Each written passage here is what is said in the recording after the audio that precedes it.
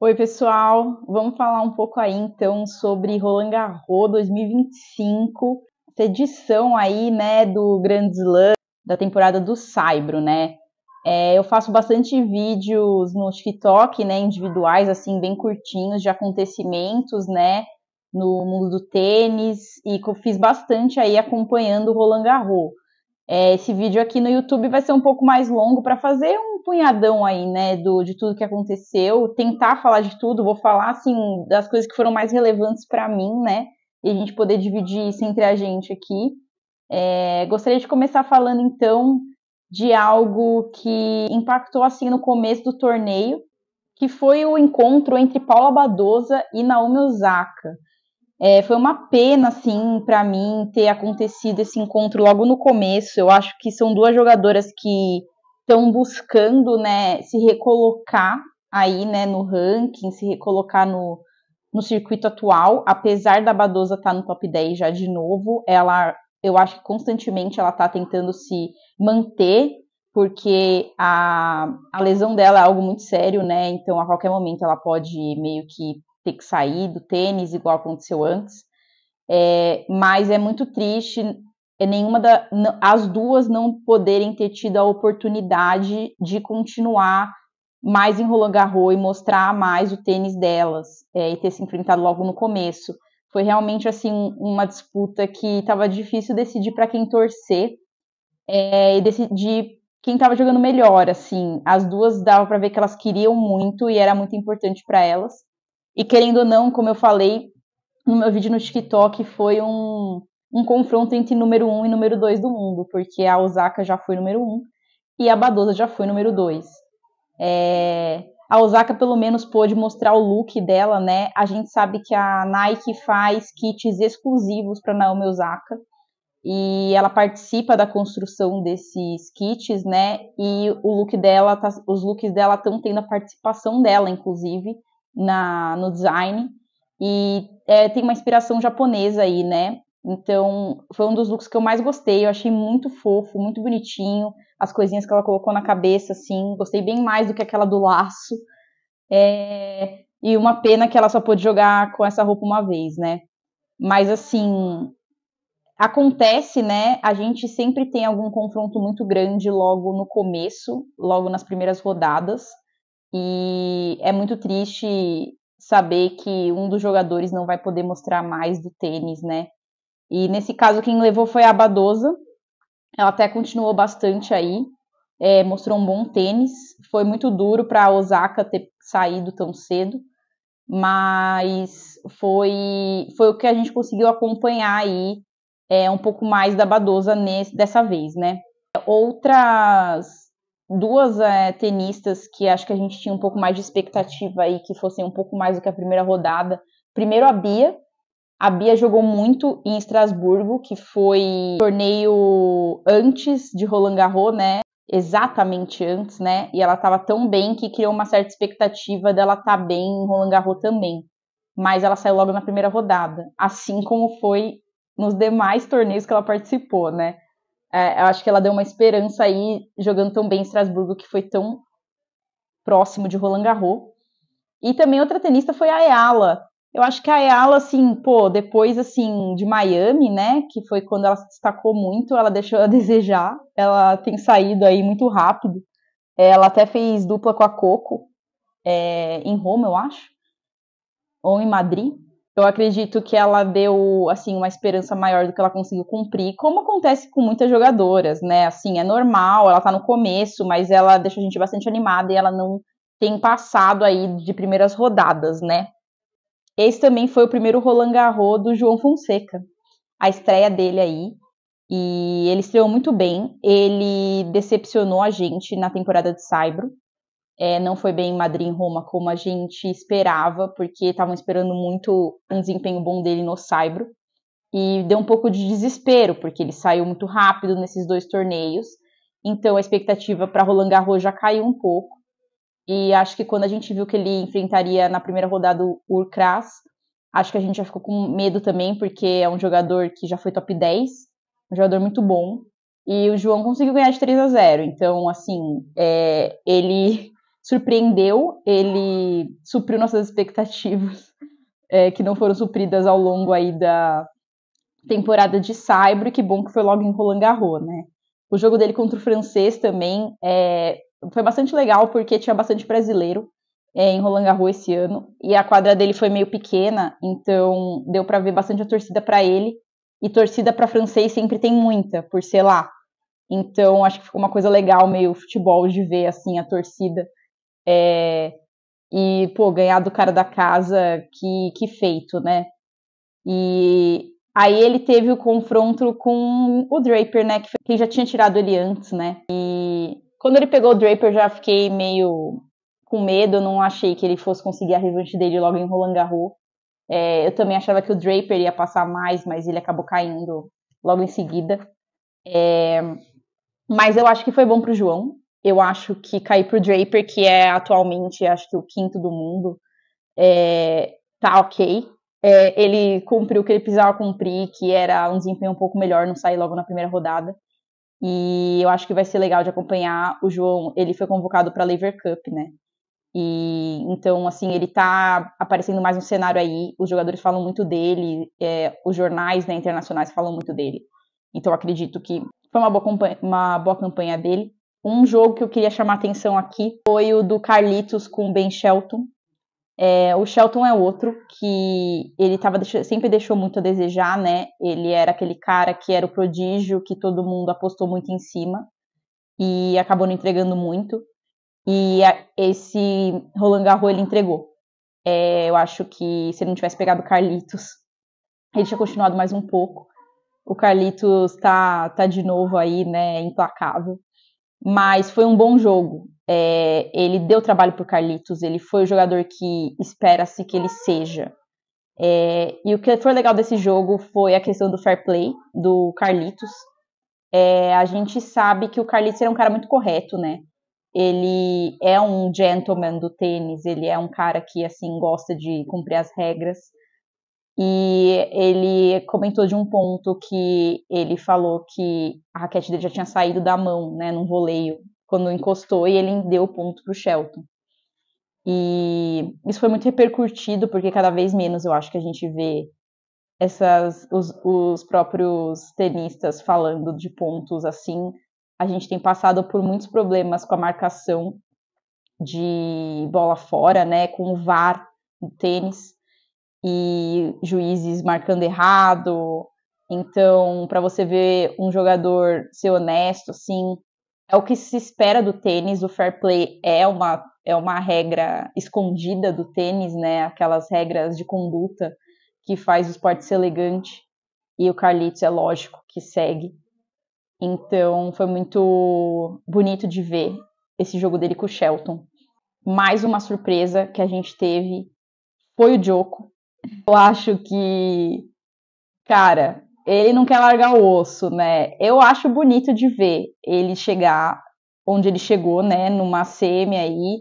Assim, ele foi contra o Sinner, é o número 1 do mundo atual. Ele sabe que ele não tá mais no meio desses caras. Ele não é mais o dos top atual, mas ele joga muito. Ele é o Djoko e, assim, ninguém achava que ele ia chegar até onde ele chegou. Achava que ele ia sair bem antes e ele chegou, entendeu?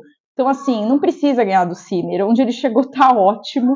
Mostra que o cara, assim, pode continuar no circuito, que ele consegue jogar contra muita gente. Número 2 do mundo, não tirou ele. Se bem que o Zverev, assim, para número 2 é uma vergonha, né? Não acho que ele representa bem o número 2. Eu acho legal de ver o quanto ele chegou. Mostra muito, né, assim... parece que ele não consegue deixar, né, um grande slam passar batido, assim, não ser sensacional, vamos dizer assim, né. Tem 2 jogos aqui que eu também queria chamar atenção, nesse caso foi no WTA, que eu chamei das 2 melhores viradas que a gente teve, né. Cara, a gente teve muitas viradas bonitas, a gente teve muitas viradas durante esse torneio, e teve 2 que eu gostei muito, que me impressionou muito, que foi da Svitolina contra a Pauline, primeiro de tudo.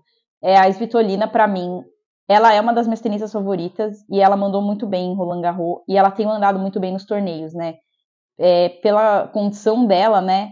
ela retomou muito bem o tênis depois da maternidade, ela tá num ranking muito bom. E ela tem chegado muito assim em quartas, né, semis, e ela mandou bem em Roland Garros, eu achei. E eu gostei que ela ganhou da Pauline, porque ela fez o que a Pauline fez Roma inteiro. A Pauline em Roma, ela virou todos os jogos praticamente. Ela pegou aquele ânimo da torcida italiana e entregou, né? Eu amei que a Pauline ganhou Roma. Eu achei que foi, assim... Eu tava torcendo pra ela. Eu sou fã da Sabalenka. E eu meio que tava torcendo, assim, pra Sabalenka não ir pra final, pra Pauline conseguir ganhar em casa. Porque eu achei muito bonito ela ganhar em casa, assim... esse título, achei que representou muito. E eu gostei de todas essas viradas que ela deu, que a torcida apoiou ela. E ela conseguiu virar muitos jogos, ela jogou muito bem. E a Svitolina em Roland Garros foi lá e fez isso. Ela virou contra a Pauline. Infelizmente ela parou na Iga, né? Mas eu achei muito boa essa virada. E a outra virada foi da Iga contra a Rybakina. Eu acho que tanto a Iga quanto a Rybakina, elas mostraram um bom tênis e um bom retorno a ser próximo do que elas eram. A Rybakina desde Estrasburgo, eu acho que já mostrou um pouco. E a Iga, nessa virada, acho que ela jogou como a Iga. Ela jogou como a Iga de sempre. Ela mostrou o tênis dela de verdade. Ela mostrou que é aquela Iga que não perde. Que não tem problema perder o primeiro set. Eu vou ganhar os outros, né? É a Iga que a gente está acostumado a ver. Por isso que eu gostei muito dessa virada. Eu acho que mostrou muito a Iga. Lógico que a conclusão final que a gente tira desse Roland Garros é que a Iga não voltou, né? A Iga, ela tem que trabalhar ainda no tênis dela e no mental dela. Ela provou isso pra gente, que ela não tá normal ainda. Ela não é a Iga número 1, número 2, né? É horrível ver ela cair pro top 7. Sair, assim, depois de anos do top 5. Não é um lugar que ela merece estar. Eu acho que tem tenistas acima dela que, sem condição alguma de estar acima dela, né? E é um momento, o doping fez isso, o doping mexeu muito com a cabeça dela. Ela não ganhou um título desde que teve esse escândalo e ela não conseguiu defender Roland Garros, que é o grande torneio dela, que é o torneio que ela ganhou consecutivo aí e é a grande rainha de Roland Garros, né? E é muito triste ver isso. Deu pra ver que ela se preparou pra Roland Garros. Foi o torneio que ela jogou melhor. Se ela jogasse como ela jogou os outros últimos torneios, ela teria saído muito antes. E ela conseguiu segurar. É que realmente, contra a Sabalenka hoje, ela não consegue. A Sabalenka tá muito disparado em relação a ela. E a gente precisa ver melhora dela, do tênis e do mental, né? Eu acho que ficou bem claro isso. Quando a Sabalenka também falou que achava que ela ganharia a final se ela tivesse ido. Ela ganharia se fosse a Iga de sempre. Não sei se ela teria ganhado nessas condições, se bem que eu acho que a Iga não perde para Coco. Mas falando um pouco aí da final, né? É um tópico que até me deixa triste, né? Se vocês quiserem ver mais detalhes, eu fiz um vídeo no TikTok falando exclusivamente sobre a derrota da Sabalenka. A Sabalenka é minha favorita. E mexeu muito comigo, eu fiquei muito triste. Eu não vou ser redundante aqui em falar tudo que eu falei, mas basicamente a minha opinião é a mesma que a Sabalenka teve. Eu sei que ela se pediu desculpa por isso pelo que ela falou, mas é o que ela pensa, né? Ela falou que a Coco só ganhou porque ela errou tanto, né? Que a Coco não jogou um tênis surpreendente. E eu concordo. Eu acho que foi um repeteco de 2023 e no US Open, em que a Sabalenka jogou muito mal e entregou o título para Coco. E Roland Garros agora ela entregou novamente. Sim, a Coco manteve um mental estável. Ela soube segurar aquele jogo, ela soube aproveitar o mau momento da Sabalenka. Mas foram 2 títulos de Grand Slam entregues para Coco que deveriam ser da Sabalenka.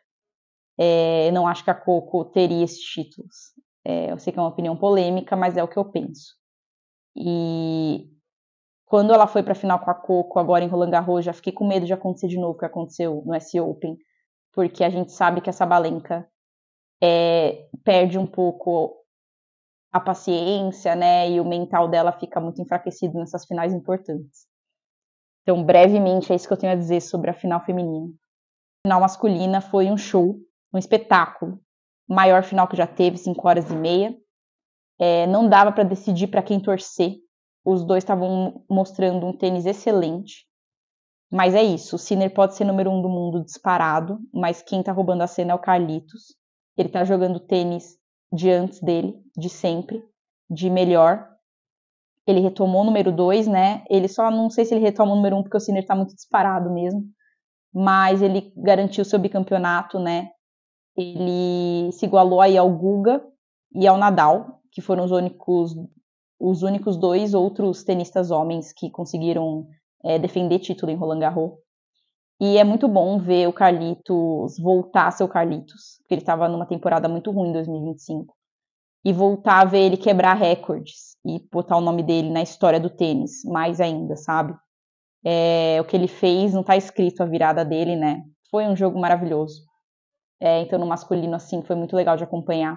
Tem uma menção especial que eu tenho que fazer, óbvio, que foi a grande revelação aí, a grande polêmica, vamos dizer, de Roland Garros, que foi a francesa Louise Boasson, né?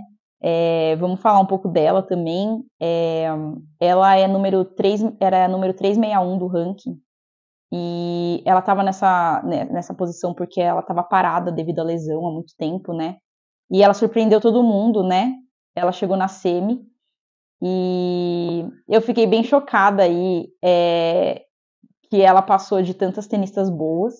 Eu tinha certeza que ela ia parar na Mirra. Quando ela passou da Mirra, eu falei, meu Deus, ela vai pra final certeza, porque ela vai passar a Coco. Mas ela parou na Coco, que foi a grande campeã. Mas, pô, que feito para uma pessoa nesse ranking chegar onde ela chegou. E uma francesa ainda em Roland Garros, ela foi, assim, a grande heroína dos franceses, a grande heroína do país, eu acho. Ela é aquela tenista que entrou na polêmica lá do mau cheiro, né, que a adversária dela reclamou pra árbitra que era pra ela passar desodorante, não sei o quê, então ela já tava meio na boca da mídia. E é muito bom ela entrar na boca da mídia de novo, mas por um assunto bom, né? Acho que ela calou a boca aí de todo mundo. Mas é muito legal quando a gente vê, assim, casos inesperados em torneios, assim, tão importantes, né? Assim, que plataforma para mostrar o tênis dela, para mostrar a garra dela, né? Para ela crescer dentro do país dela, ser tão grande assim, Roland Garros. E, pô, uma semi, assim, nossa, seria um feito ela chegar na final mesmo, mas eu achei muito legal a história dela em Roland Garros esse ano. Ela foi a grande sensação para mim, a grande destaque mesmo de 2025. Para finalizar, assim, falar de um tópico um pouco mais leve aí, que seria os looks, né? Eu até fiz um vídeo também falando que eu não gostei muito dos looks de Roland Garros 2025, que para um Grand Slam a gente espera a maior criatividade possível, né, das marcas, a maior beleza possível, eu espero que eles destruam, né? E eu acho que eles mandaram meio mal esse ano. As roupas foram mais bonitas nos outros torneios.